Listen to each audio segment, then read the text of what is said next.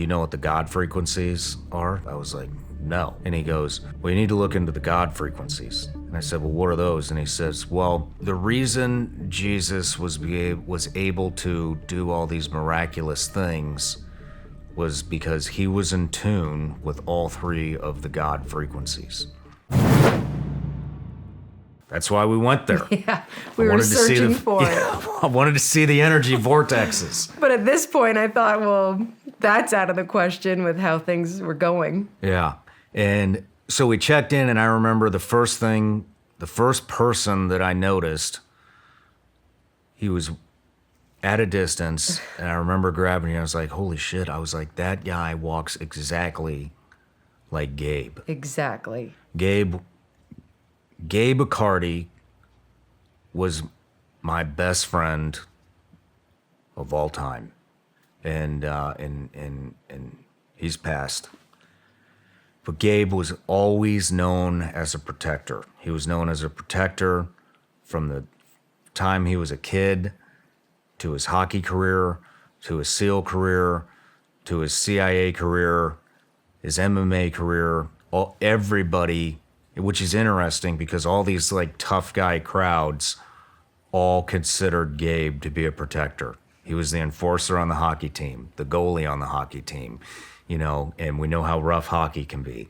Yeah. And they looked up, they knew Gabe would take care of them. SEAL team, same thing. CIA, same thing. His MMA fight buddies, same thing. And anyways, we saw him, and I was like, that guy he walks exactly like Gabe. And then he got closer, and he could have been his twin. Identical. It was weird.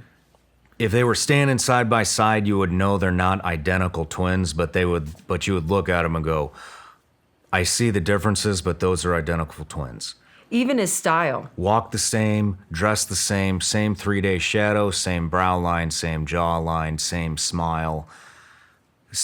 I even tried talking to the guy, and he was just like Gabe. He didn't want to talk to anybody. He blew you off. He totally blew me off. And it was just weird because it was like, man.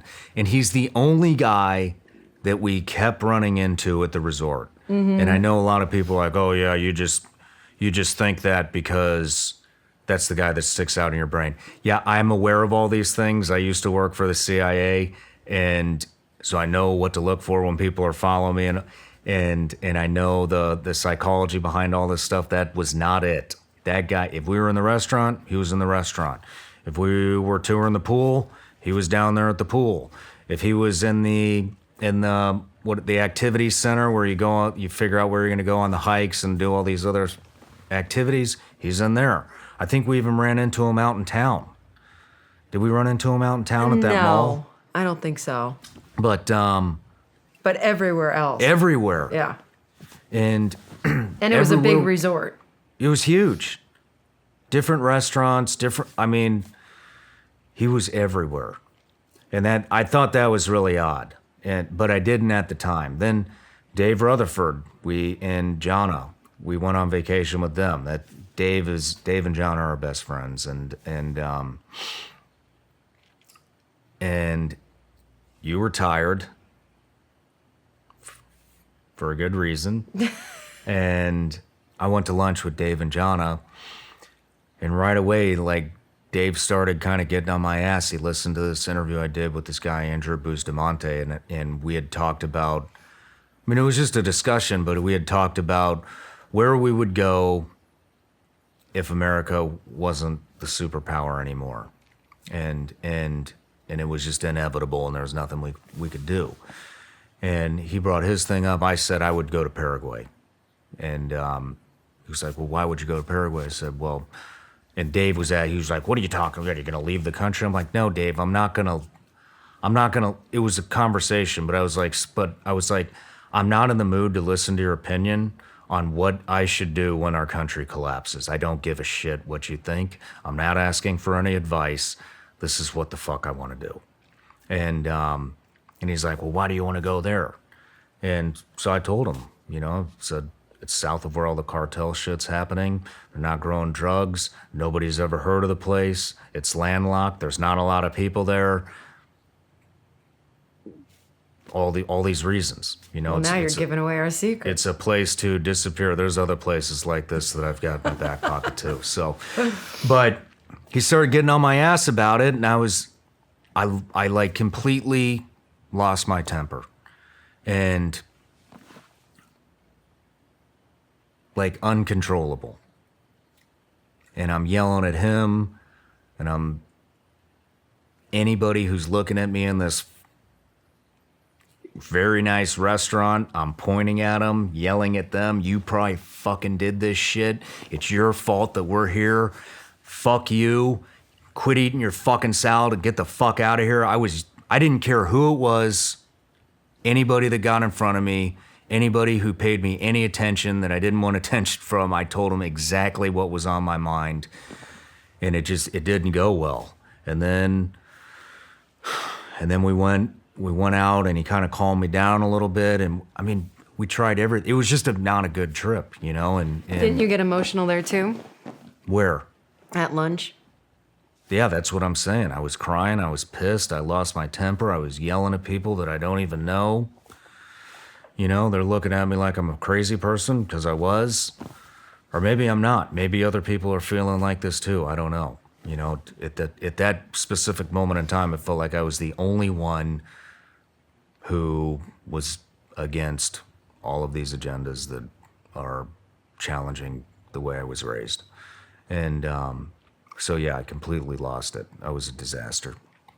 Dave got us out of there, and we went out and by a creek, and he started talking to me about Dan, you know, my buddy that just died. Dave was also very close with him, and we just tried everything. He tried saging me.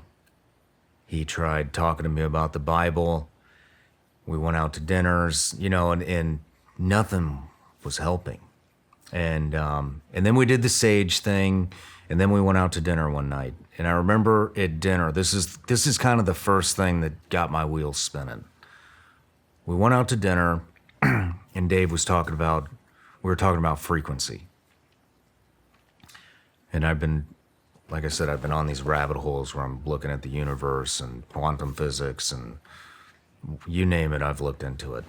And I started getting into all these frequency things, consciousness, you know, and I've been watching this guy, Greg Braden, a lot, and on YouTube, and he talks a lot about frequencies, and he can relate things back to the Bible from physics, and it's really interesting stuff. Anyways, I'm telling Dave about these frequencies, and Dave goes, well, do you know what the God frequencies are? And I was like, no.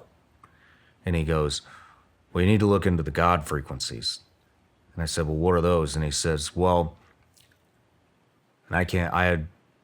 he said, the reason Jesus was able to do all these miraculous things was because he was in tune with all three of the God frequencies.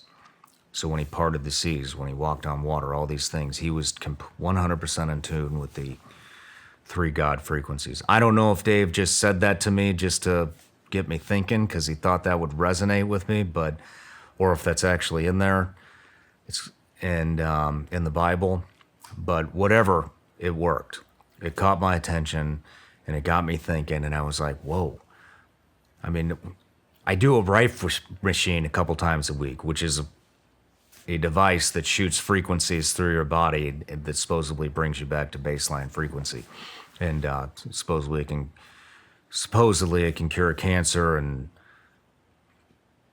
viruses and bacterias and allergies and all these things, right? And I was telling him about that. But anyways, he had mentioned frequencies, and I believe in frequencies. And I was like, in my head, I was like, well, that's the first thing anybody ever said to me that actually really resonated when it comes to, you know, a specific part of the Bible or whatever. A lot of times people quote the Bible, it doesn't mean anything to me. And so that got me thinking.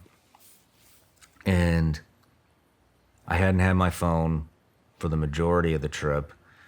I started feeling a little better. And then I opened my phone like a dumbass.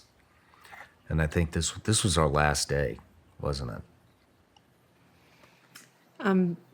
Waiting to see what your phone is going to say, because that would tell me if it was the last day.